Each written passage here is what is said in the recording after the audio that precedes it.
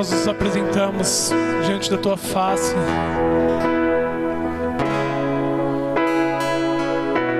Pai, em nome de Jesus, vai tomando as nossas vidas, a vida de cada pessoa, Pai, que está reunida neste momento das suas casas. Deus, em nome de Jesus, atrai agora, Deus, os nossos pensamentos, o nosso coração, Pai. Que eles sejam, Deus, totalmente atraídos para a Tua presença, para o Teu altar. Deus, em nome de Jesus, nós nos colocamos diante de Ti para vir buscar a Tua face, para vir buscar, Deus, o Teu nome. Vem nos alcançar, Deus, com Tua presença, com a Tua graça, com o Teu amor. Espírito Santo, em nome de Jesus, nós clamamos que o Senhor venha manifestar a Tua presença em nosso meio. Vem manifestar o Teu amor, manifestar a Tua graça.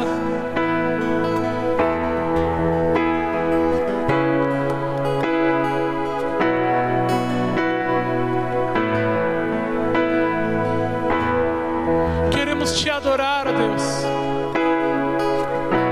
Queremos bendizer o Teu santo nome.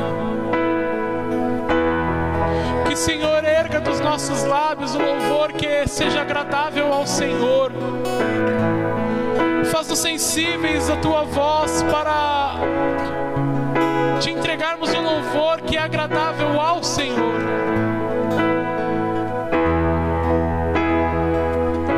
Que possamos cultuar o Senhor, Deus, nesta hora, neste momento, conforme a Tua vontade, conforme o Teu agrado. E que, Deus, em nome de Jesus, o Senhor venha nos livrar de adorarmos uma imagem construída na nossa cabeça que não é o Senhor. Por isso nos faz sensíveis à Sua presença, nos faz sensíveis à Sua voz, para que possamos adorar o Senhor na beleza da Sua santidade. Adorar o Senhor como salmista. Contemplar a Tua formosura. Contemplar o Senhor na Sua bondade, na Sua graça. Compreender a Sua essência. Para Te adorar, Deus, em verdade, em espírito. Nos livra, Deus, de adorarmos uma imagem que não é o Senhor. Uma imagem construída nos nossos pensamentos e no nosso ego. Nos dá, Deus, a sinceridade, Pai, para Te buscar, a sinceridade para Te encontrar, a sinceridade para Te ver. Não porque o Senhor precise demonstrar isso, mas para que nós possamos de fato adorar o Senhor por quem Tu és.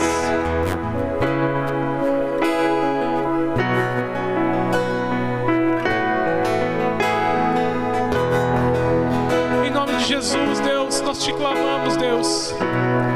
Vem, Deus, com a Tua glória, vem com a Tua presença, vem com o Teu amor.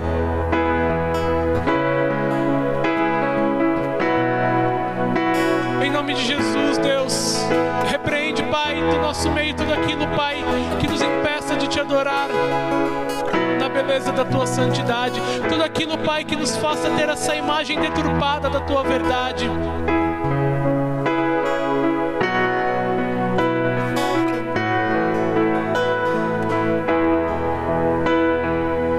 Em nome de Jesus, Pai, nós clamamos, Senhor. Vem, Espírito Santo.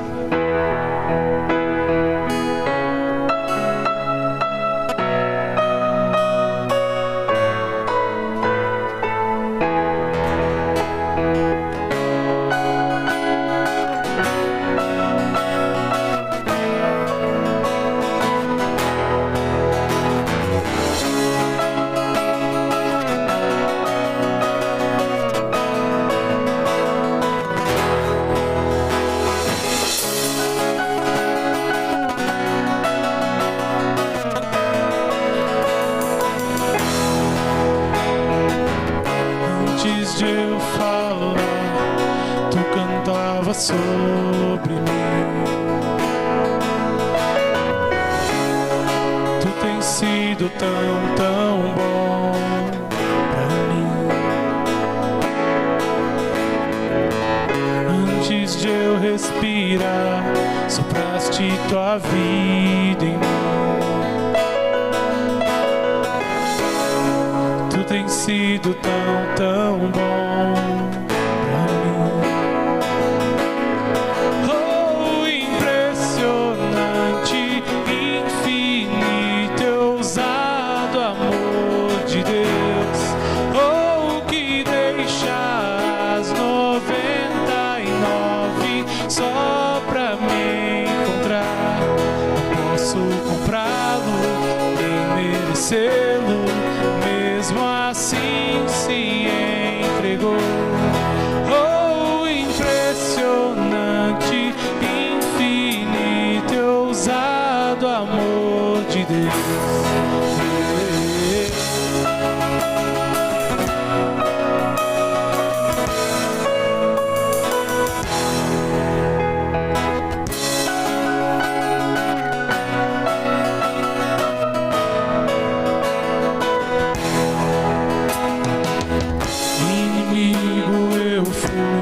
Mas teu amor lutou por mim.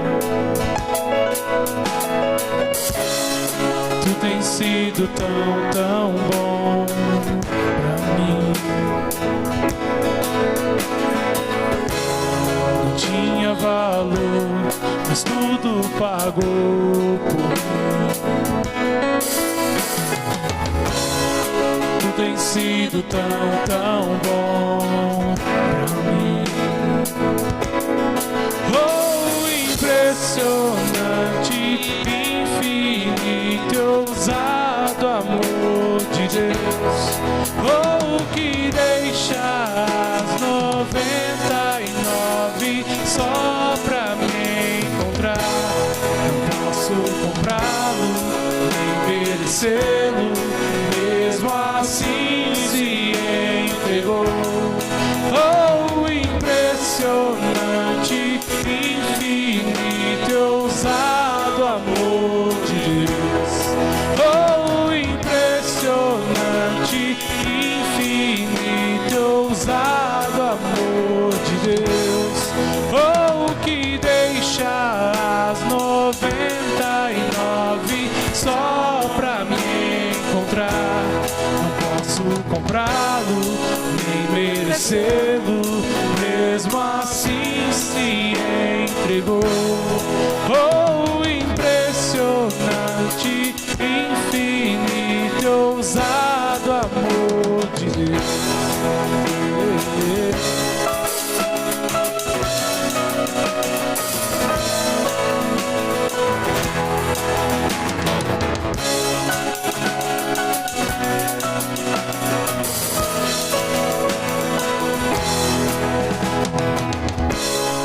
Luz para sombras, escala montanhas pra me encontrar.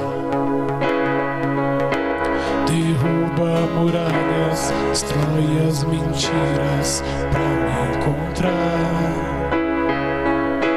Traz luz para sombras, escala montanhas pra me encontrar. Derruba muralhas, destrói as mentiras pra me encontrar. Traz luz para sombras, escala montanhas pra me encontrar. Derruba muralhas, destrói as mentiras pra me encontrar. Traz luz para sombras, escala montanhas pra me encontrar. Derruba muralhas, destrói as mentiras pra me encontrar. Oh, impressionante, infinito, ousado amor de Deus.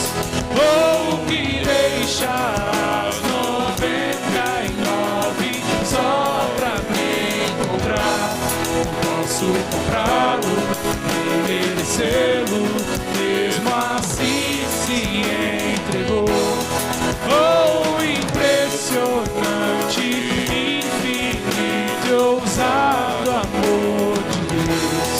Oh, impressionante, infinito, ousado amor de Deus. Oh, que deixa as 99 só pra me encontrar. Não posso comprá-lo, nem merecê-lo, mesmo assim se entregou. Oh, impressionante, infinito, ousado amor de Deus.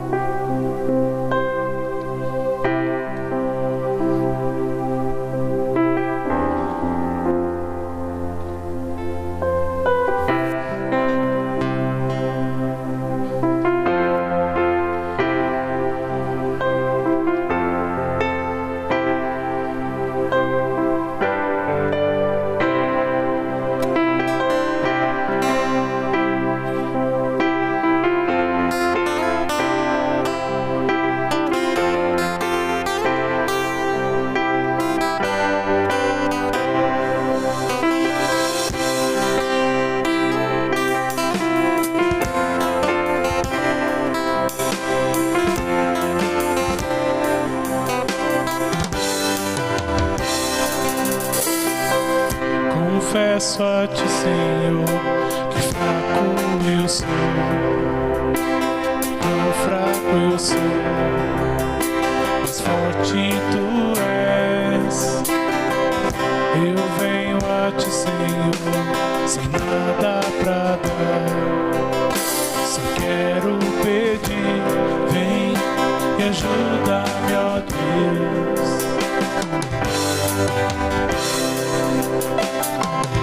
Confesso a ti, Senhor, que fraco eu sou,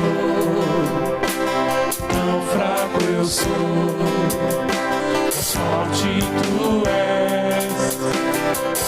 Eu venho a ti, Senhor, sem nada pra dar, só quero pedir, vem e ajuda-me, ó Deus.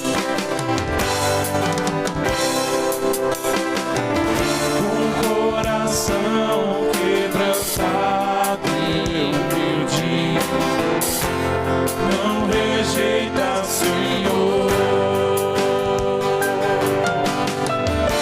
Estenda-me sua graça e deixe teu amor fluir. Por misericórdia nós clamamos, vai chover perdão e graça sobre mim, perdão e graça, e lava-me, Senhor, pois hoje eu preciso do teu amor. Vai chover perdão e graça sobre mim, perdão e graça, e lava-me, Senhor, pois hoje eu preciso do teu amor.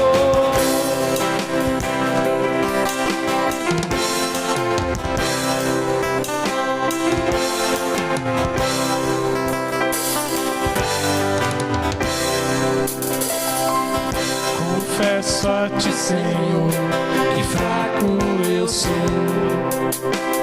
tão fraco eu sou, mas forte tu és. Eu venho a ti, Senhor, sem nada pra dar, só quero pedir, vem e ajuda-me, ó Deus.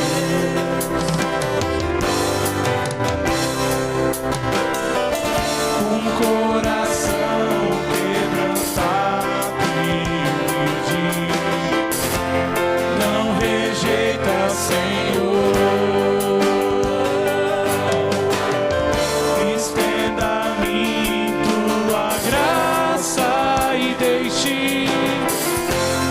amor fluir. Por misericórdia nós clamamos. Vai chover perdão e graça sobre mim, perdão e graça. E lava-me, Senhor, pois hoje eu preciso do teu amor. Vai chover perdão e graça sobre mim, perdão e graça.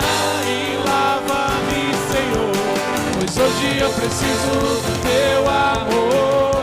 Vai chover perdão e graça sobre mim, perdão e graça. Me lava-me, Senhor, pois hoje eu preciso do teu amor. Vai chover perdão e graça sobre mim, perdão e graça. Me lava-me, Senhor, pois hoje eu preciso do teu amor. Vai chover perdão e graça sobre mim, perdão e graça. Me lava-me, Senhor, pois hoje eu preciso do teu amor. Vai chover perdão e graça sobre mim, perdão e graça. Me lava-me, Senhor, pois hoje eu preciso do teu amor.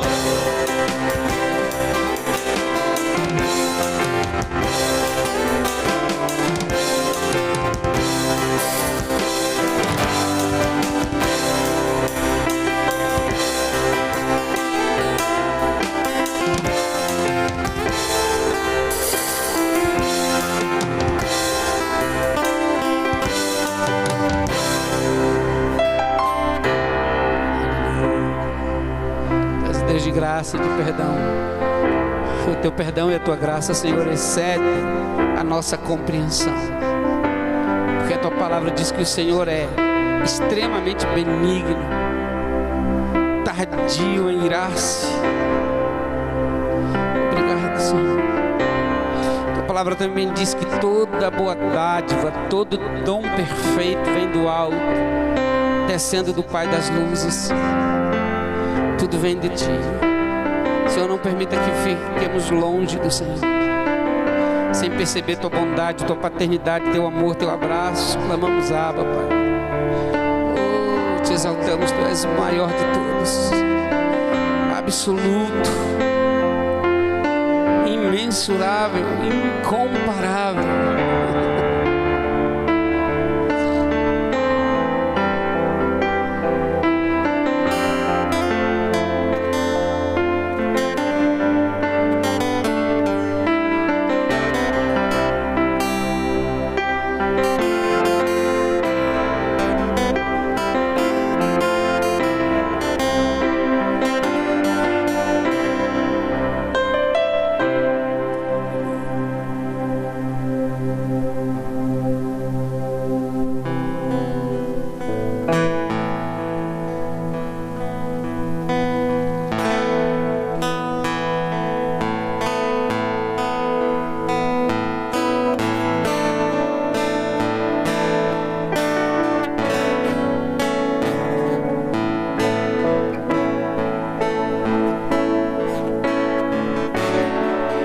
Essa é para que onde você estiver você possa adorar ao Senhor, puxar da tua memória o que te pode trazer esperança nesses dias difíceis.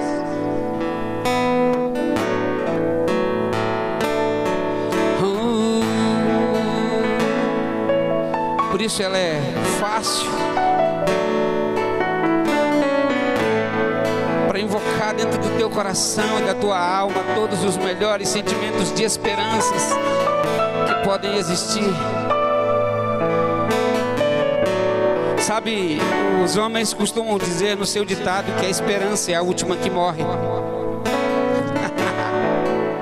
A Bíblia diz que depois que todos os dons cessarem e que não forem mais necessários dons de língua, os dons de profecia, não forem mais necessárias as palavras de sabedoria e de conhecimento, permanecerão a fé, a esperança e o amor.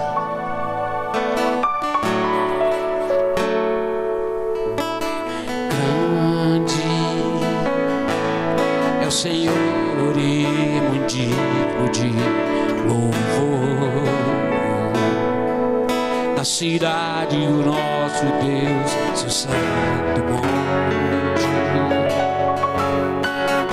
A alegria de toda a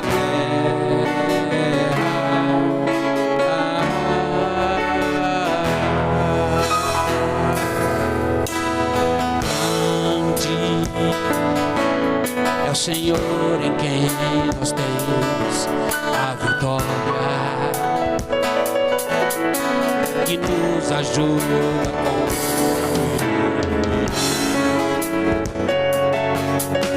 por isso diante dele nos prostramos.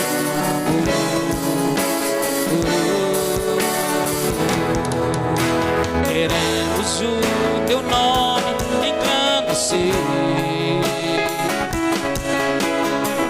e agradecer-te por tua obra em nossas vidas. Confiamos em teu infinito amor, pois só tu és o Deus eterno sobre toda a terra e céu.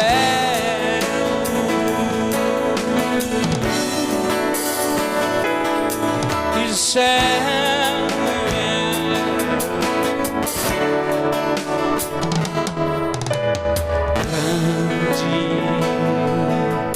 o Senhor e motivo de louvor na cidade do nosso Deus, seu santo monte. Ele é a alegria de toda a terra, a alegria de toda a terra.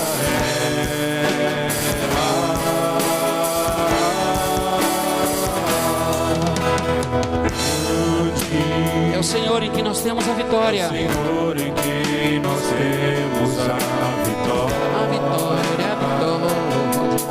E que nos ajuda contra o inimigo. Por isso diante dele nos prostramos.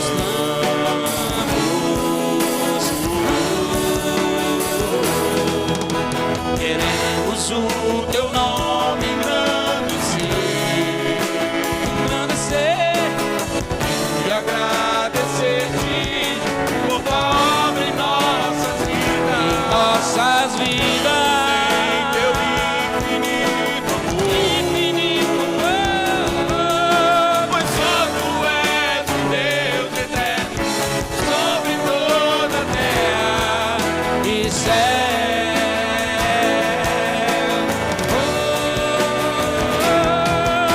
Queremos o teu nome engrandecer, Jesus, e agradecer-te por tua obra em Nossas vidas. teu infinito amor, pois só tu és o Deus eterno sobre toda a terra e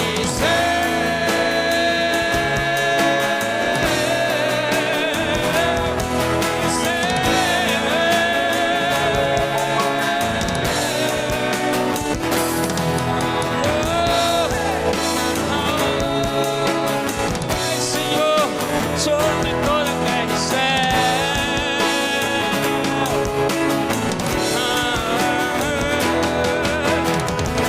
Sobre toda a terra.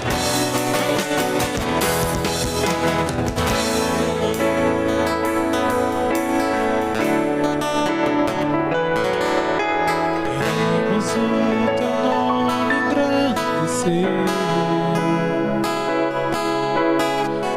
e agradecer-te por tua obra em nossa vida. Confiamos em teu infinito amor, pois só tu és o Deus eterno sobre toda a terra e céu.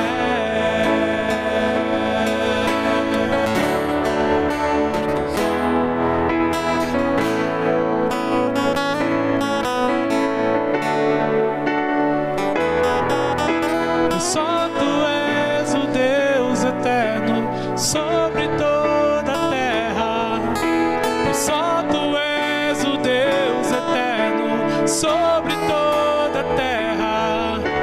pois só tu és o Deus eterno sobre toda a terra, pois só tu és o Deus eterno sobre toda a terra, pois só tu és o Deus eterno sobre toda a terra, pois só tu és o Deus eterno sobre toda a terra, pois só tu és o Deus eterno sobre toda a terra, pois só tu és o Deus eterno sobre toda a terra.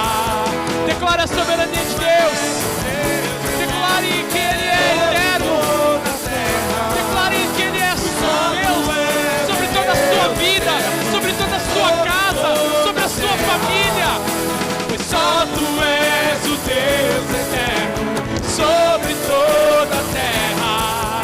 Pois só tu és o Deus eterno sobre toda a terra e céu.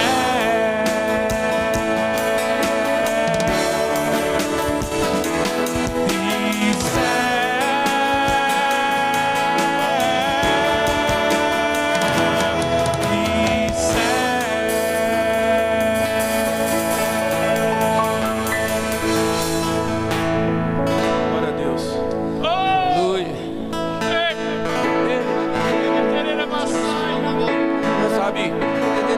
Sabe, pastor Samuel, no momento em que nós estávamos entoando essa canção,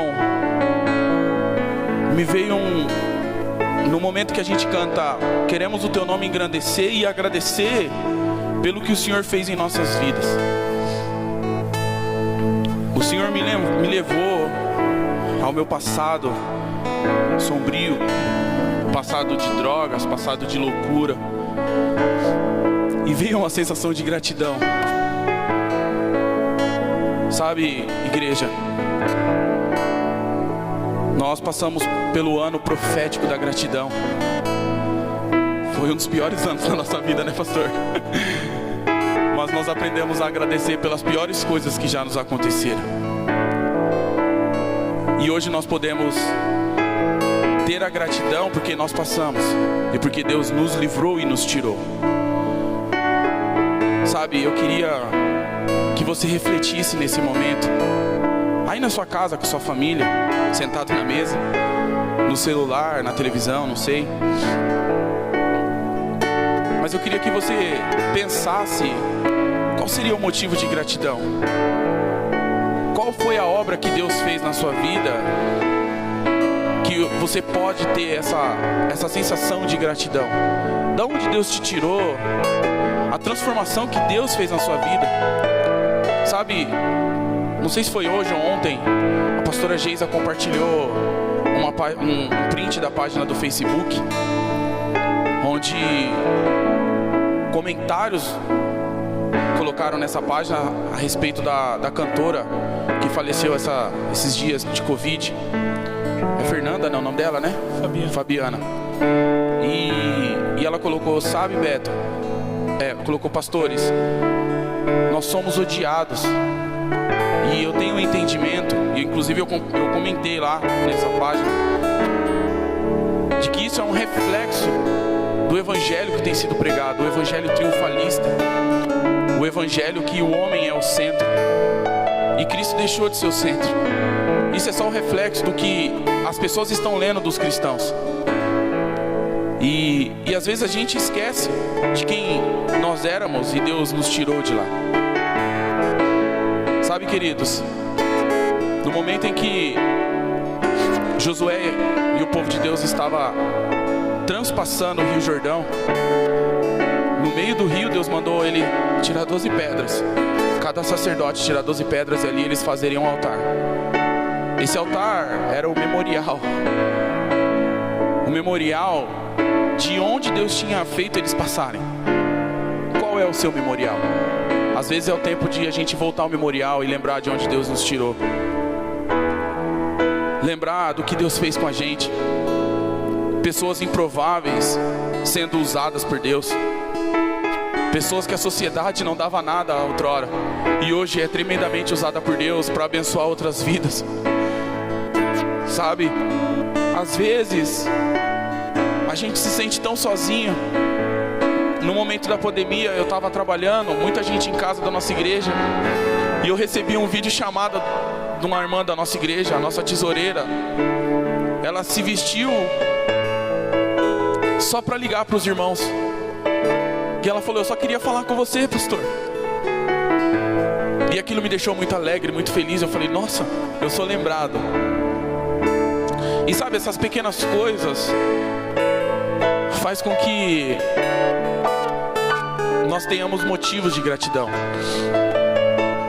E sabe, queridos, esse é o tempo da gente, mais do que nunca, viver em unidade, como igreja fortalecida no Senhor. Ou a igreja que não ministra que o homem é o centro, não ministra que o nosso triunfo é as bênçãos que nós conquistamos. Não, uma igreja que ministra o verdadeiro evangelho, o Cristo no centro, para que as pessoas lá fora leiam nós como cartas vivas do evangelho verdadeiro. Esse é o motivo de gratidão que eu tenho por essas pessoas que congregam conosco. Eu tenho orgulho dessa igreja, eu tenho orgulho da equipe pastoral. Nós temos erros e defeitos, mas é um tempo novo em nossas vidas, amém? Aproveite esse tempo, tente compreender no seu secreto o que o Senhor está fazendo em você e através de você, em nome de Jesus, amém?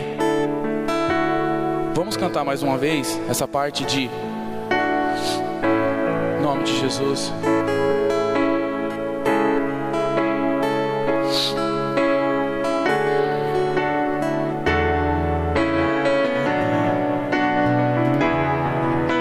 Queremos o teu nome engrandecer, Agradeça a Ele e agradecer-te por tua obra em nossas vidas. Confiamos em teu infinito amor, pois só tu és o Deus eterno sobre toda a terra, e temos o teu nome engrandecer e agradecer-te por tua obra em nossa vida, nossas vidas.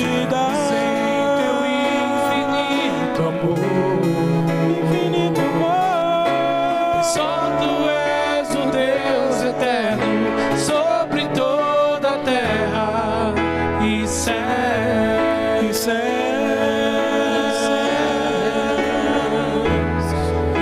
e céus.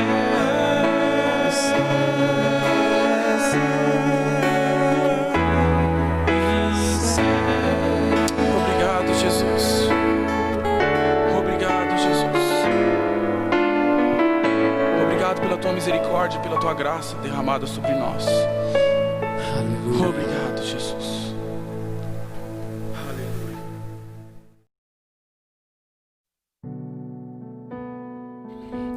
A graça e a paz do Senhor, queridos. Bom é louvarmos ao Senhor. Esse tempo de adoração foi muito especial do Senhor em nossas vidas e no nosso coração. Eu espero que também tenha sido na sua vida, em nome de Jesus. Eu queria que você abrisse a palavra do Senhor nesta noite, no Evangelho de João, o apóstolo João, no capítulo 21, e vamos ler do versículo 1. Evangelho de João, capítulo 21, e vamos ler do versículo 1. E diz assim a palavra do Senhor: Depois disto, tornou Jesus a manifestar-se aos discípulos junto ao mar de Tiberíades, que é o mesmo mar da Galileia. E foi assim que ele se manifestou. Estavam juntos Simão Pedro, Tomé, chamado Dídimo, Natanael, que era de Caná da Galileia, os filhos de Zebedeu, e mais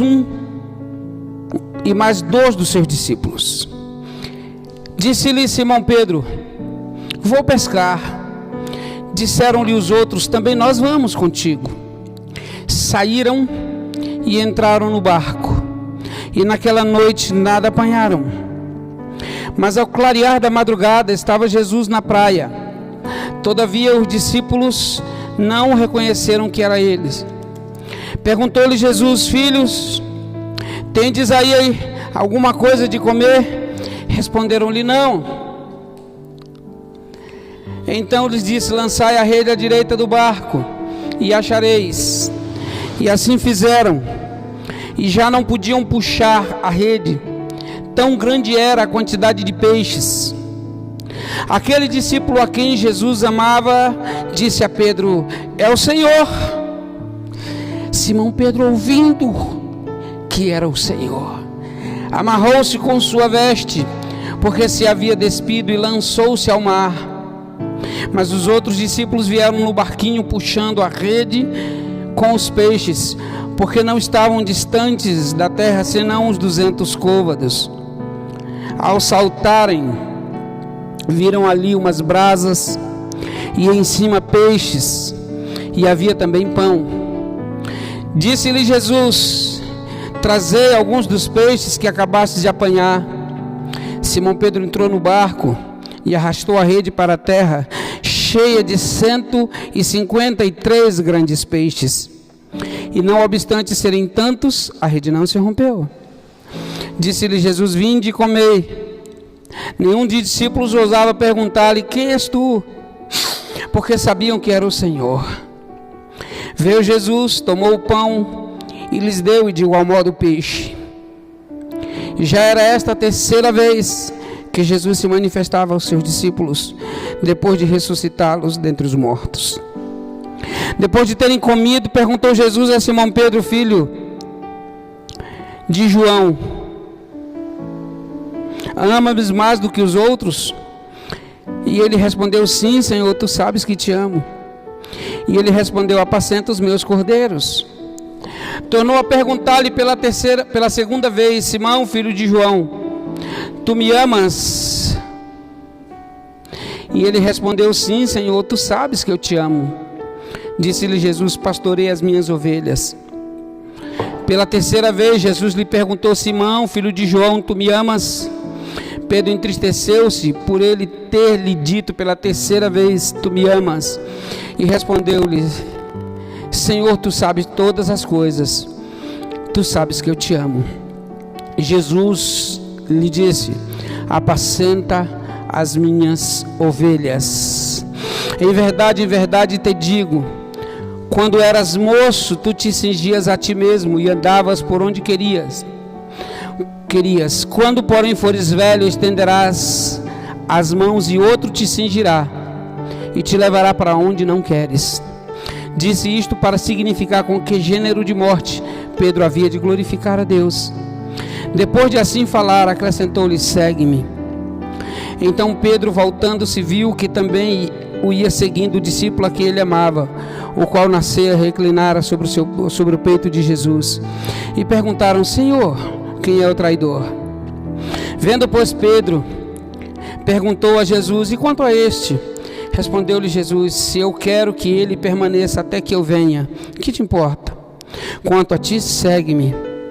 Então se tornou corrente entre os irmãos o dito de que aquele discípulo não morreria. Ora, Jesus não dissera que tal discípulo não morreria, mas se eu quero que ele permaneça até que eu venha, que te importa? Esse é o testemunho que dá a respeito, esse é o discípulo que dá testemunho a respeito destas coisas e que as escreveu, e sabemos que o seu testemunho é verdadeiro. Há, porém, ainda muitas outras coisas que Jesus fez, e se todas fossem relatadas uma por uma, creio eu que nem no mundo inteiro caberiam os livros que seriam escritos. Vamos orar? Senhor, obrigado pela Tua palavra tão presente. Obrigado pela Tua palavra tão forte, tão contundente em nossas vidas. Obrigado, Deus, porque nós podemos abrir a Tua palavra e depender do Teu Santo Espírito, para que sejamos alimentados por ela. E que nessa noite Tu cerques, a Deus, a casa dos Teus filhos, a residência dos Teus filhos, o coração dos Teus filhos, a mente dos Teus filhos, aonde eles se encontrarem agora, para que o ministrar desta palavra não seja interrompido por absolutamente nada. Em nome de Jesus. Leva cativo os pensamentos e os corações à Tua presença, e desce com Tua mão poderosa, Teu braço de graça, Tua voz forte fala ao coração, cancelando todas as obras do inimigo que possam impedir a Tua voz de ser ouvida, em nome de Jesus, amém. Aleluia. Sabe, queridos, esse texto, ele é um texto que ele dá vazão a muitas pregações. Quando eu era aluno do seminário, eu fiz uma exegese desse texto, sobre o amor, quando o Senhor pergunta a Pedro: Pedro, tu me amas? E ele diz: claro, Senhor, tu sabes que eu te amo. E uma das coisas mais preciosas que eu pude perceber é que o Senhor fez questão de perguntar a Pedro por 3 vezes. E quando Pedro responde na terceira vez, ele percebe que o Senhor está tentando fazê-lo lembrar o peso do amor,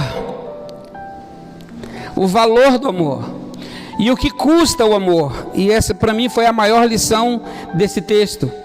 Nem é o entendimento do vocábulo grego, do vernáculo grego, que significa o amor ágape, o amor eros, o amor filéu e etc. Mas para mim o que mais pesou foi que o Senhor pergunta, e pela terceira vez, então Pedro se entristece, porque Pedro pegou o que estava acontecendo ali. O Senhor estava tentando fazê-lo lembrar que ele o negou 3 vezes. E quando Pedro se entristece, é porque Pedro lembra. O Senhor o faz repetir 3 vezes: tu me amas? Sim, eu te amo. Tu me amas? Sim, eu te amo. Tu me amas? Sim, eu te amo. São perguntas diferentes no original grego, mas para mim a maior lição foi essa.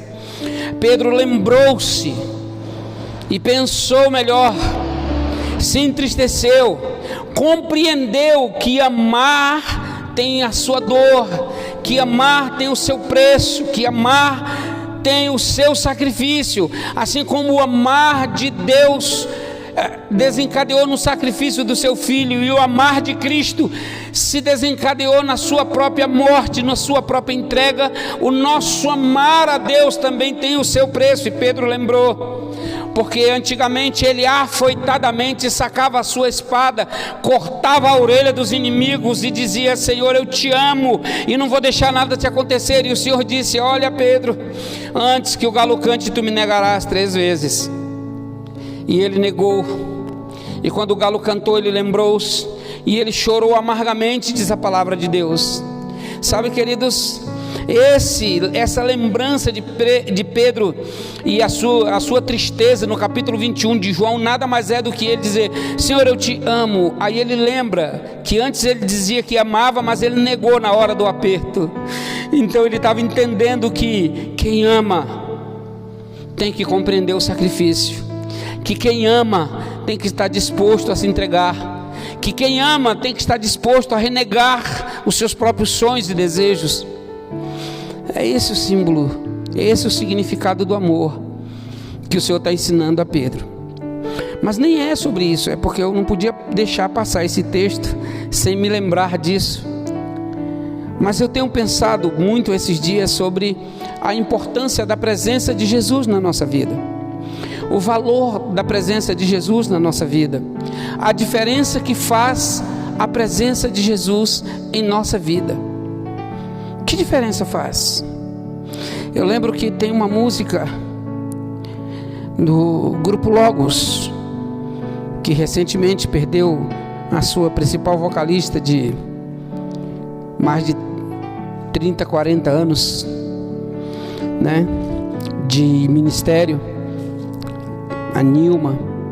E eles, quando eu era jovem, adolescente, eles lançaram um disco que tinha uma música que dizia: um homem aqui chegou, pisando no mesmo chão que hoje muitos homens hoje estão, porque ele veio assim, porque disse amar a mim, né? Por que será que ele fez isso? Ele diz assim, a música chama Que Diferença Faz? E a pergunta dele é exatamente essa: qual é a diferença de tudo que Jesus fez, de tudo que Jesus é, na prática da tua vida hoje?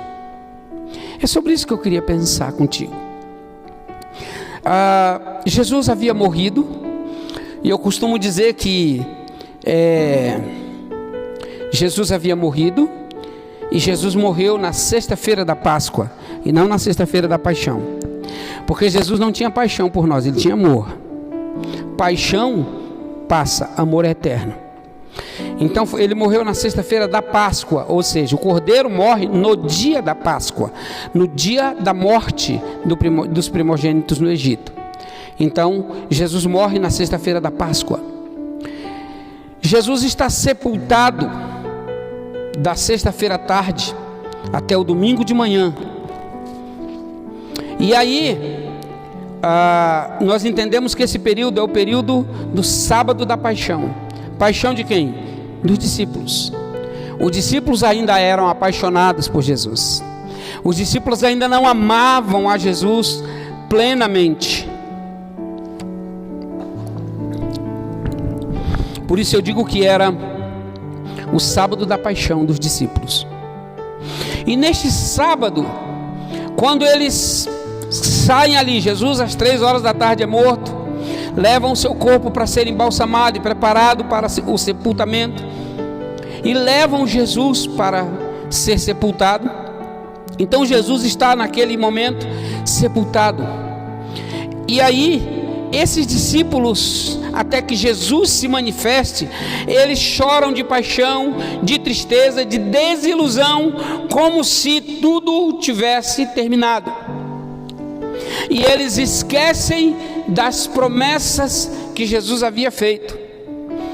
Uma delas está em João, capítulo 14, versículos 1, 2 e 3. Ele diz assim: não se turbe o vosso coração, crede em Deus, crede também em mim. Na casa de meu pai há muitas moradas, se assim não fosse eu vou-lhe teria dito, pois eu vou preparar-vos lugar, e quando eu for eu preparar lugar, eu voltarei e vos receberei para mim mesmo, para que onde eu estou estejais vós também. Havia promessas de Cristo, de que Ele não morreria eternamente, de que Ele ressuscitaria, de que Ele retornaria. Não importasse o que acontecesse com Ele, Ele retornaria. Mas os discípulos esquecem o que dizia as Escrituras. Eu amo a passagem do caminho de Emaús, quando ele acompanha os 2 discípulos que estão saindo de Jerusalém para Emaús. E esses discípulos vão narrando o que está acontecendo, e ele faz esses discípulos lembrarem do que diziam os profetas, de que esse homem viria, de que ele padeceria, mas que ele seria, por conta desse padecimento, o libertador. Os discípulos haviam esquecido tudo que aprenderam por 3 anos de Jesus, e tudo que conheciam, não só nos 3 anos, mas todo bom judeu conhecia a palavra, o Velho Testamento, que eles chamavam de Moisés e os profetas. E eles se esquecem de tudo isso, e como se uma desilusão os invadissem,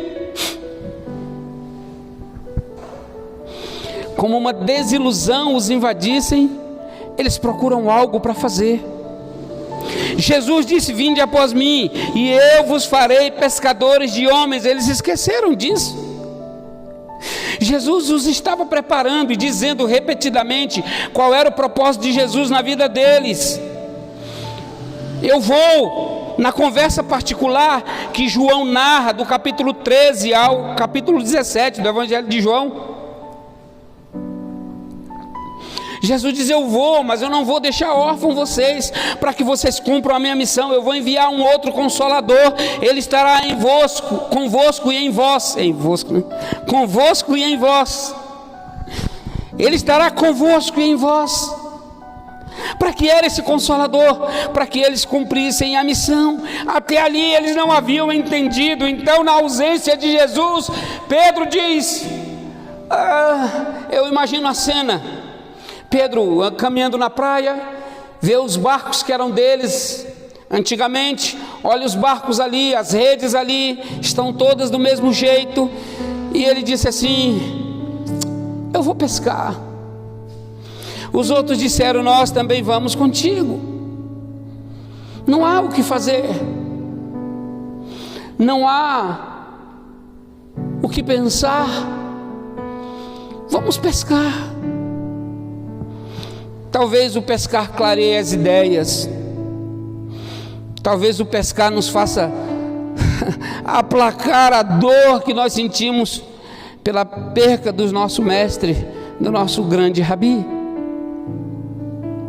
Sabe, queridos, eu tenho percebido a igreja assim nesses dias da pandemia. Postagens e mais postagens de pessoas crentes dizendo: meu Deus, o que vamos fazer da nossa vida? Nossa vida está sem sentido. Pessoas e pessoas postando: acho que está na hora de montar a árvore de Natal, gente. Vamos montar, o que é que nós vamos fazer da vida? Não tem mais nada para fazer. Eu estou engordando. Eu não sei mais o que inventar. As pessoas estão desesperadas, sem esperança. O desesperado que eu estou dizendo é sem esperança mesmo. As pessoas estão perdidas, aflitas, com medo. Então Jesus se aproximou deles, que pescaram a noite inteira e nada conseguiram, e disse assim: ei, tendes aí alguma coisa para comer? Eles não estavam longe, querido. Um côvado é mais ou menos 40 a 45 centímetros, uma distância da mão fechada do punho até o cotovelo. Ele disse que eles estavam a 200 côvados, 200 côvados apenas, pertinho. Improvável lançar a rede e pegar peixe, improvável. Ei, pegaram alguma coisa? Não, não pegamos nada. Tem alguma coisa para comer? Não, não tem. Então Jesus disse assim: lança a rede de novo, à direita do barco. Eles fizeram aquela cara de desdém e lançaram, e a rede pegou 153 grandes peixes no raso. Entende? Então João, que está escrevendo o texto, diz que foi ele que percebeu, quando ele diz assim: é o Senhor, é o Senhor. E aí Pedro, percebendo que poderia realmente ser o Senhor, amarra-se com sua roupa de qualquer jeito, porque estava desnudo, e pula do barco e sai correndo na água rasa ao encontro de Jesus. Os discípulos vêm junto, remando, conduzindo o barco e puxando a rede, que estava cheia de 153 grandes peixes. Bom, queridos, quando eles chegam na praia, havia pão quente assado na pedra, haviam brasas e peixes assado na brasa. Então Jesus diz: traz aí alguns peixes do que vocês pescaram, e nós vamos assar aqui também. E eles partem o pão, e eles comem o peixe. E aí então Jesus passa a ministrar na vida de Pedro, naquele momento. Vamos lá. A pergunta hoje é: qual a diferença de Jesus na tua vida? Você tem uma experiência com Jesus? Você entregou a Ele o seu coração?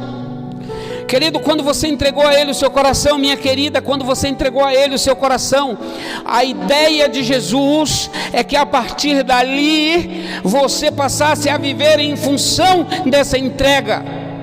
A gente trabalha para ter dinheiro, para ter o sustento, para viver nessa terra, para ter intimidade com Deus e pregar o seu reino e avançar, divulgando as suas boas novas de salvação. A razão da nossa vida, do nosso trabalho, não está em ter roupas caras, relógios caros, óculos caros, carros caros, casas caras, pessoas caras.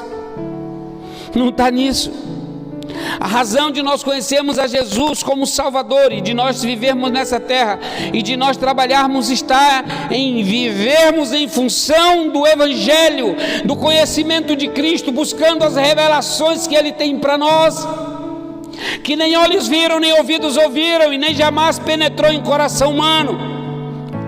Vamos lembrar do que Paulo diz, 1 Coríntios capítulo 2, versículo 9 e 10, ele diz assim: porque nem olhos viram, nem ouvidos ouviram, e nem jamais penetrou em coração humano que Deus tem preparado para aqueles que o amam, se referindo a Isaías 64, que diz: porque desde a antiguidade não se ouviu, nem com os ouvidos se percebeu, e nem com os olhos se viu Deus além de ti, que trabalha para aqueles que nele esperam. É por isso que Paulo diz, como está escrito, se referindo a Isaías capítulo 64. Esse é o Deus que se revelou a nós através de Jesus Cristo e da sua palavra. Esse é o Deus. A minha pergunta é: qual a diferença da existência desse Deus na tua vida, com pandemia ou sem pandemia? Você não precisa que as coisas estejam bem, a contento do seu coração, para que você se sinta pertencente a Deus.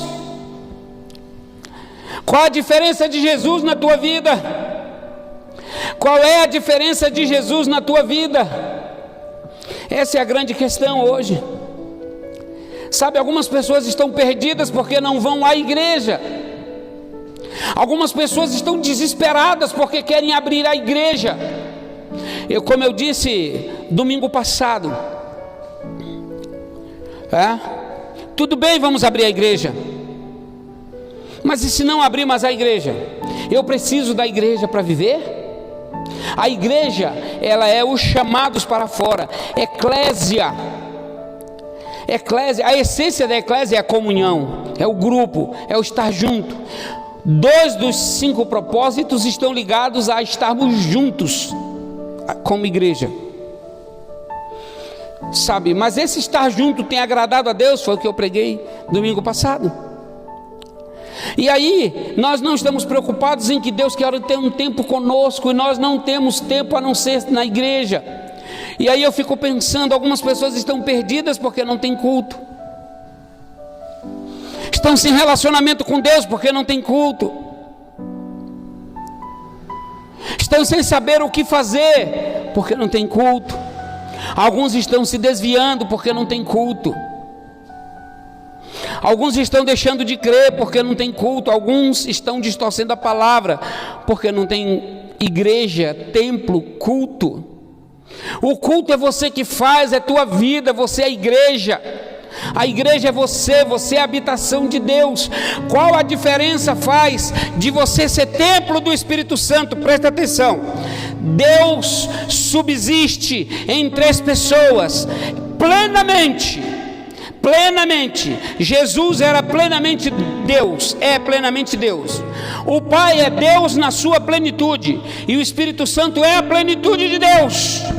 Aí eu pergunto, se somos templo do Espírito Santo, como tem se manifestado e se movido em você tal plenitude? A plenitude de Deus, cara, está em você.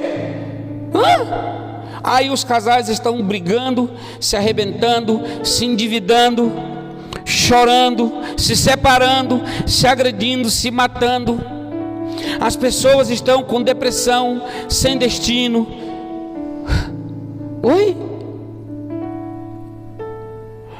Sem saber o que fazer. Qual a diferença de Jesus na tua vida? Sabe, queridos, naquele dia Jesus, ele faz uma obra especial na vida daqueles discípulos, porque segundo o texto estava Simão, Pedro, Tomé, chamado Dídimo, Natanael, um homem de muita sabedoria, e os filhos de Zebedeu, Tiago e João, 5 discípulos, mais 2 dos seus discípulos, que ele não narra quem era, completou 7 homens. E esses 7 homens estão ali sem destino.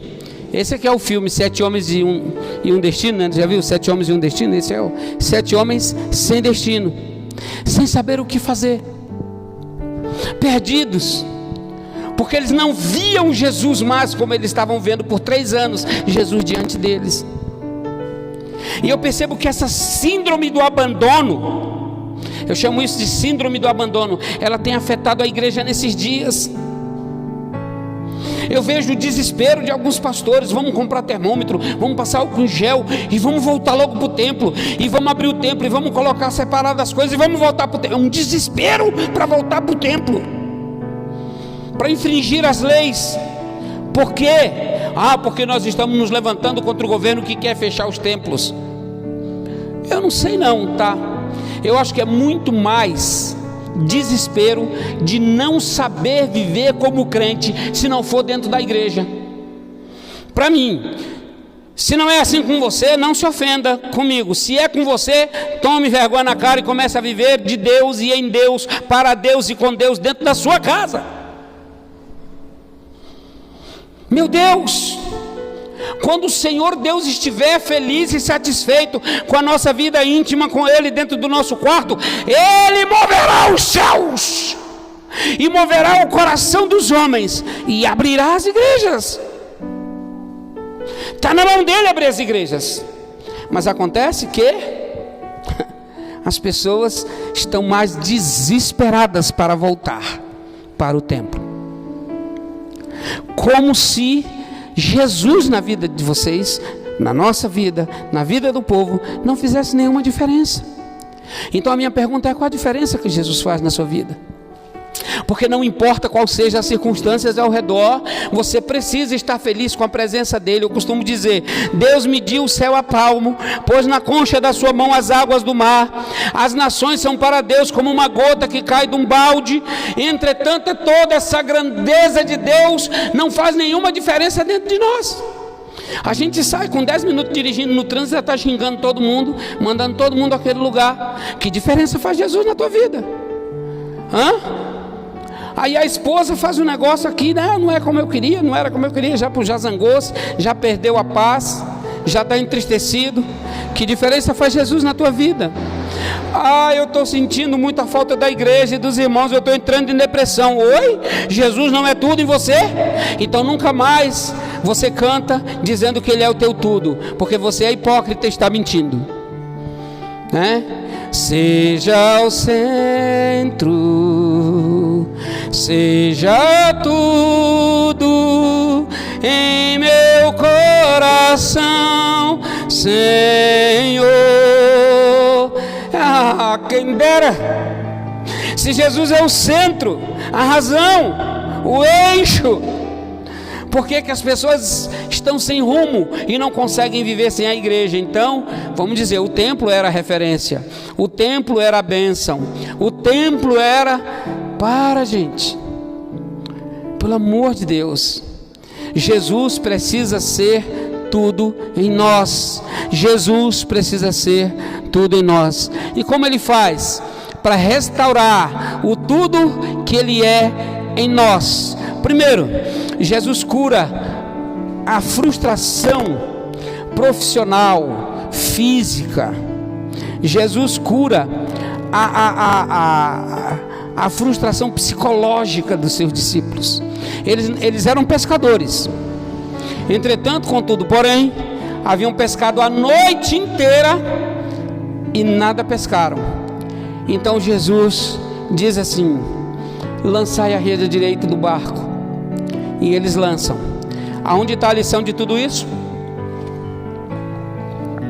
Simples. Jesus estava dizendo: vocês não são mais pescadores de peixe. Não, mas nós precisamos pescar para sustentar a família. Jesus manda eles lançarem à direita do barco e eles pegam 153 grandes peixes. Lição: quando vocês aprenderem a cuidar das minhas coisas, saberão que eu cuido das coisas de vocês. Quando vocês aprenderem a confiar em mim e fazer a minha obra e voltar para mim, eu farei subir 153 peixes grandes nas redes de vocês, e não vos deixarei faltar nada. E Jesus assim os cura dessa frustração psicológica que eles tinham. Eles sobem satisfeitos no barco, eles encostam na praia muito satisfeitos com o que Jesus havia feito. Jesus estava ensinando: o segredo é eu estar com vocês. Era isso. Depois, quando eles descem a noite inteira, tinha alguma coisa para comer? Jesus pergunta. Ele diz não. Ou seja, eles estavam com fome, muita fome. Quando eles descem do barco, que chegam na praia, o que tem? Pães assados na pedra e na brasa, e peixes assados. Sabe o que Jesus está fazendo? Está suprindo o físico. Jesus supra o emocional, cura a frustração emocional desses homens. Depois, quando eles descem, ainda satisfeito, aquela mente deles dizendo: puxa, conseguimos pescar. Foi com a ajuda de Jesus, mas conseguimos. Mas quando eles chegam na praia, eles ainda estão com fome. E Jesus diz assim: tragam aí alguns dos peixes que vocês pescaram. Mas quando eles trazem, já tem peixes assados. Jesus estava ensinando uma outra lição. Sabe qual era a lição? Traz o peixe que você pescou. Eles trouxeram o peixe que haviam pescado. Jesus estava dizendo, quando eles chegaram, Jesus tinha o peixe dele assado.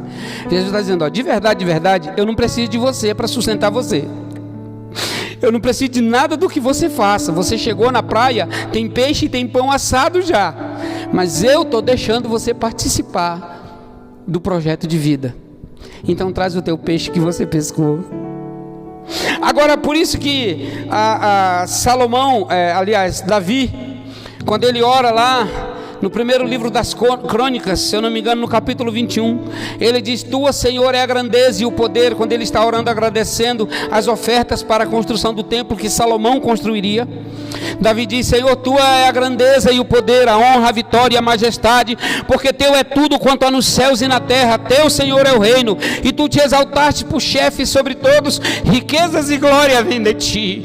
Tu dominas sobre tudo. Na tua mão há força e poder, e contigo está o engrandecer, e a tudo dás força. Agora, pois, ó nosso Deus, graças te damos, louvamos o teu glorioso nome, porque tudo é teu, e é da tua mão que te damos. Ou seja, Jesus fez eles pegarem os 153 grandes peixes e dá a eles a honra, e diz assim: traz os peixes que vocês pescaram. É igual quando ele diz: trazei todos os dízimos à casa do tesouro. Aí a gente leva e diz assim: estou ajudando na obra do Senhor. É como se Jesus estivesse dizendo: para ver o que te dei, tudo que você tem eu te dei. Você só consegue se eu permitir, se eu me mover. A gente que serve a Jesus tem que ter esse entendimento. Então eles trazem os 153 grandes peixes, eles tiram alguns para eles comerem. Jesus diz assim: traz os peixes que vocês pescaram. Jesus que deu o peixe. E eles trazem, e Jesus permite que eles participem daquele projeto, e eles assam os seus próprios peixes e comem junto com Jesus, que parte o pão que ele assou e o peixe que ele trouxe. Jesus estava dizendo: eu não preciso de você para cuidar de você. Eu não preciso de você para cuidar de você. Eu quero que você aprenda a depender de mim. Eu estou te chamando na parceria. Eu vou permitir que você me ajude a cuidar de você, mas eu não preciso de ninguém para cuidar de você. Eu cuido de você sozinho. Quando eles saem lá, já tem peixe e pão em cima da mesa. Jesus está dizendo que é a presença dele que faz a diferença. E sabe, queridos, e aí, depois dele restaurar a alma daqueles homens, a moral daqueles homens, fazendo-os pescar 153 grandes peixes, depois que ele alimenta aqueles homens, diz o texto que ele chama Pedro para uma conversa, porque ele está estabelecendo a liderança da igreja naquele momento. E aí, qual é a essência da conversa dele com Pedro? O amor, o preço do amor, a dor do amor, o sacrifício do amor, o que custa amar a Deus e morrer por Ele. porque ele estava direcionando o destino ministerial daqueles homens através de Pedro. Ele restaura a alma, ele alimenta o corpo, para que ele possa direcionar pelo Espírito a vida ministerial daqueles homens. E a vida ministerial daqueles homens é restaurada no amor. E o Senhor só queria que Pedro entendesse o que é amar, e que amar é estar disposto.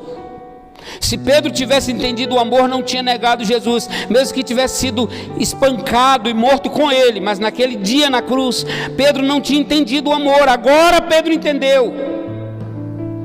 E ele é como se ele dissesse: Pedro, esse é o preço do amor. Sabe, queridos, qual é a diferença de Jesus em nossa vida?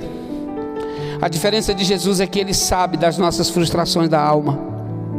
Ele sabe das nossas dores, das nossas decepções, das nossas mágoas, das feridas mal curadas, daquilo que fizeram conosco quando ninguém via, escondido, e nos feriram, e nos magoaram. Ele sabe tudo. Também ele sabe dos nossos erros e limitações, das nossas fraquezas. Ele sabe tudo. A diferença é que ele quer nos curar disso, nos pôr de frente dos nossos traumas e nos fazer vencer os traumas. A diferença de Jesus em nossas vidas é que a pandemia pode durar 10 anos, 100 anos. Jamais nos abateremos, porque Ele está em nossas vidas, pondo as nossas limitações diante dos nossos olhos e nos fazendo superar a nós mesmos. A diferença de Jesus em nossa vida é que Ele vai, e quando Ele chega na praia, o pão está quente, o peixe está assado. Sabe o que significa isso? Jesus está dizendo: a diferença que eu faço na tua vida é que você não precisa de nada. Você não precisa de nada. Você não precisa de nada. Eu tenho tudo aqui que você precisa. Nesse momento você só precisa de peixe e de pão, e eu tenho ele aqui. Jesus supre o que precisamos. Sabe, queridos, até agora na pandemia, eu não sei como foi que nós fomos sustentados a nossa casa. Eu não sei. Dar um testemunho aqui para vocês, porque assim não é simples, mas aconteceram uma série de fatores, e por causa da pandemia, o sustento da casa da minha filha e do meu genro praticamente desapareceu. Ela foi demitida, e o trabalho dele, por conta da pandemia, hoje ele ganha 10% do que ele ganhava, e nós tivemos que dividir tudo entre nós. Eu, minha esposa, minha filha e meu genro, porque graças a Deus a Gisele e o André foram tremendamente abençoados nesses dias, não precisaram da gente. E é maravilhoso ver como Deus tem abençoado eles dois. E lá em casa nós tivemos que nos dividir em tudo. E graças a Deus, não houve um dia em que nós necessitássemos de qualquer coisa, porque o Senhor se fez presente. Mas uma coisa é certa, quem me conhece sabe disso: eu não faço questão de absolutamente nada, e eu não duvido que Deus é capaz de fazer tudo. A minha pergunta é: qual a diferença de Jesus na tua vida? Qual a diferença de Jesus na tua vida? Qual a diferença de Jesus na tua vida? Que diferença isso faz? Entende, querido? E aí a diferença é que Jesus, ele além de nos restaurar a emoção, nos restaurar fisicamente, nos suprir das nossas necessidades, também como a Pedro, ele quer nos direcionar ministerialmente nesses dias. Esses dias o Senhor quer te perguntar ministerialmente: tu me amas? Tu me amas? O Senhor quer que você entenda essa pergunta, e que você entenda o que é amar ao Senhor. O Senhor não está preocupado se você vai tocar uma canção, se você vai cantar na igreja, e se você vai dançar, ou se você vai limpar a igreja, porque levita é todo aquele que é salvo em Cristo Jesus, porque a tribo de Levi é a igreja, a tribo sacerdotal é a igreja do Novo Testamento. A igreja é a tribo sacerdotal neotestamentária, tá? Não existe uma raça de levitas especiais porque toca e canta, não. Todos da igreja são levitas, né? E aí a questão toda é essa: que direção tem o seu ministério? Você está preocupado em fazer desesperadamente alguma coisa? Ou você está preocupado em simplesmente amar ao Senhor? E quando você simplesmente ama o Senhor, Ele direciona o que você vai fazer. Apenas isso. Apenas isso. Ame ao Senhor. Obedeça ao Senhor. Diga não ao pecado por amor ao Senhor. Não é pelo merecimento dos outros, não. É por amor ao Senhor. Sabe, esses dias eu ouvi que um pastor caiu em pecado. E alguém disse assim: meu Deus, a esposa dele não merecia isso. E eu volto a dizer comigo mesmo: Jesus, a única coisa que todos nós merecemos é um raio na cabeça e virar pó. Quem não merecia isso era Deus. A gente tem que aprender a amar a Deus, e quando nós aprendemos a amar a Deus, o amor consequencial que vai atingir as pessoas ao nosso redor será incomparável. O Senhor quer restaurar o nosso amor e o nosso destino e o nosso ministério, como Ele fez com Pedro. Então Ele restaura as emoções dos discípulos, Ele restaura o vigor físico desses discípulos, e Ele restaura a direção ministerial e espiritual da vida de Pedro, ensinando que é isso que Ele quer fazer conosco. Para mim essa é uma lição preciosa, e a minha pergunta volto a fazer: qual é a diferença que Jesus faz na tua vida? Amém? Vamos orar? Senhor, obrigado por tua palavra, que desafia o nosso coração e que questiona o nosso coração a sabermos qual é a grande diferença do Senhor em nossas vidas. Um Deus tão grande, e nós temos perdido o tempo da gente e o privilégio de conhecer as coisas secretas do teu coração, que olhos não viram, que ouvidos não ouviram, que jamais penetrou no coração dos homens. O teu Espírito está disposto a nos revelar nesses dias, e nós não temos nos preocupado em buscar toda essa revelação do Senhor para nós. Por isso tenha misericórdia de nós mais um dia, mais uma vez, em nome de Cristo Jesus clamamos, e que possamos aliançar-nos com o Senhor no nível de entendimento e de mudança de vida, que possamos experimentar toda a grandeza do Senhor em nós, em nome de Cristo Jesus. Amém? Quero convidar você imediatamente para que nós possamos comer e beber a ceia do Senhor. É o primeiro domingo do mês, e eu quero convidar você para participarmos juntos da ceia do Senhor. E aí, eu quero ler a palavra do Senhor, que o apóstolo Paulo, escrevendo na primeira carta dele aos Coríntios,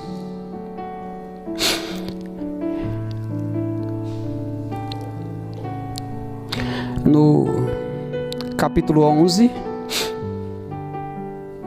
e ele diz assim, versículo 23: porque eu recebi do Senhor o que eu também vos entreguei, que o Senhor Jesus, na noite em que foi traído, tomou o pão, e tendo dado graças, o partiu e disse: esse é o meu corpo, que é dado por vós, fazei isso em memória de mim.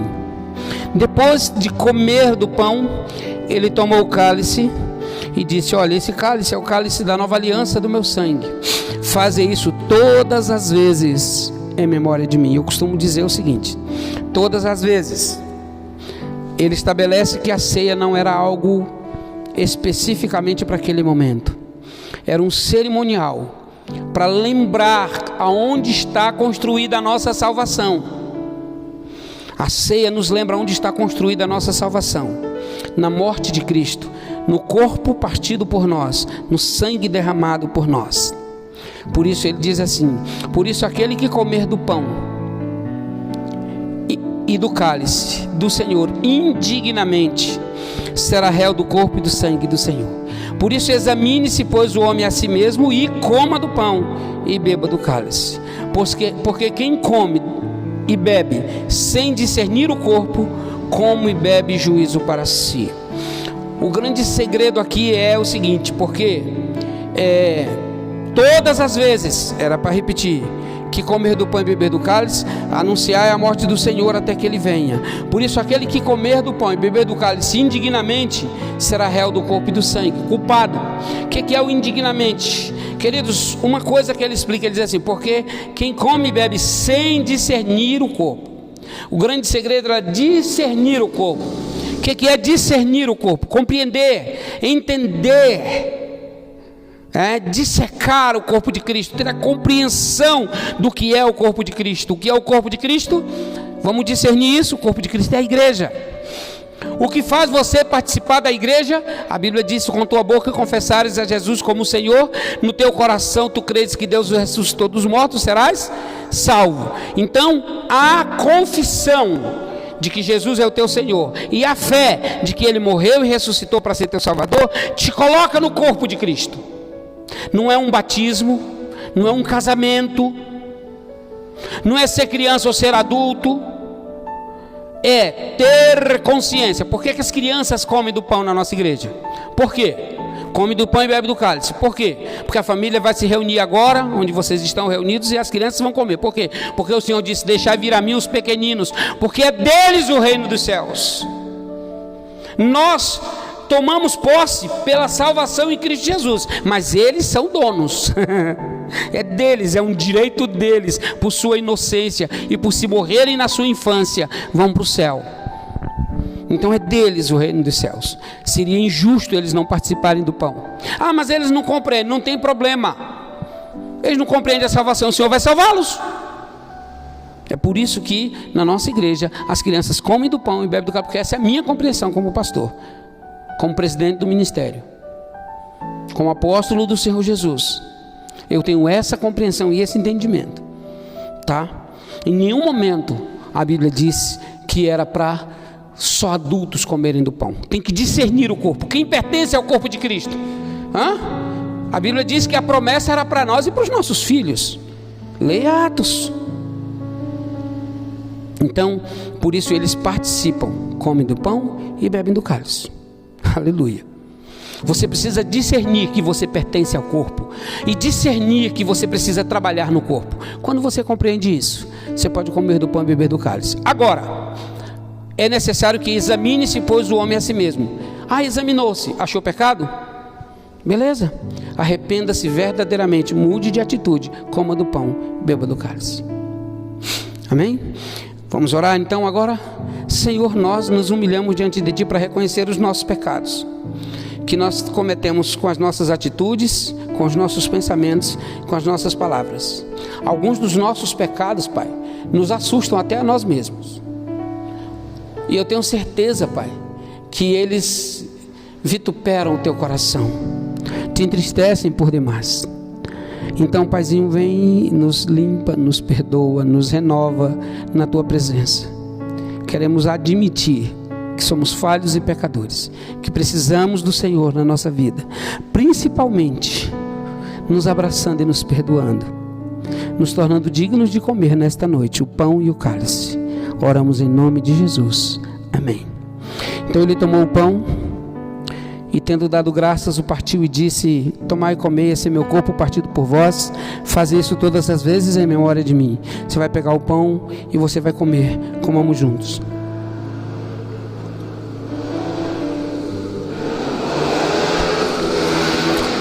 Obrigado, Senhor, pelo Teu corpo, Tua dor, Teu sofrimento me salvou. Obrigado. Eu preciso crer para ser salvo, crer em Ti e na Tua obra, e o Teu corpo foi moído por minha causa. Muito obrigado, Senhor. Semelhantemente, ele tomou o cálice e disse: esse cálice é o cálice da nova aliança do meu sangue. Então o cálice, ele simboliza a aliança do sangue. Nós já falamos muito sobre alianças. E aí ele diz: esse é o cálice da nova aliança. Por isso nós costumamos trocar o cálice um com o outro e dizer assim: temos uma aliança em Cristo Jesus. Troque um com o outro cálice e diga: temos uma aliança em Cristo Jesus. E depois de trocarem o cálice, vamos beber juntos.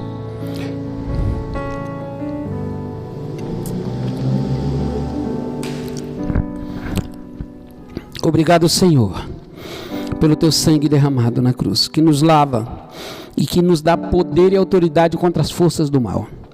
Nós te louvamos por tua obra em nossas vidas, em nome de Jesus. Amém? Eu quero agradecer a Deus por esse privilégio de cuidar, mesmo à distância, em oração, da vida de vocês. Quem está de madrugada sempre dando uma fuçada na internet vai perceber que eu estou em algumas coisas online, porque 3, 4 horas da manhã são horas em que eu paro para orar pela vida da igreja, desde sempre, e eu vou continuar, não só porque é o ano da perseverança, mas porque perseverar é preciso, e é parte do projeto de Deus a gente perseverar na presença dele. Amém? Receba a bênção, que o Senhor te abençoe e te guarde, e Ele faça resplandecer o rosto dele sobre ti. Que o Senhor Deus dos céus tenha misericórdia de ti, e Ele sobre ti levante o rosto, e Ele te dê a paz. Em nome de Cristo Jesus oramos. Amém? Deus abençoe tua vida. Traga os dízimos na casa do tesouro. Mande vídeos de abraço aos seus irmãos. Mande áudios perguntando se está tudo bem. Não fique esperando as pessoas perguntarem como é que você está. Pergunte você como é que as pessoas estão. Tá bom? Vamos compartilhar pela internet enquanto não temos a possibilidade de estarmos na igreja. Que Jesus seja plenamente Deus em nossas vidas em todos os instantes, para que quando a gente chegue na igreja, a igreja seja apenas o complemento da nossa vida com Deus, e não só o nosso tudo. Amém? Deus abençoe.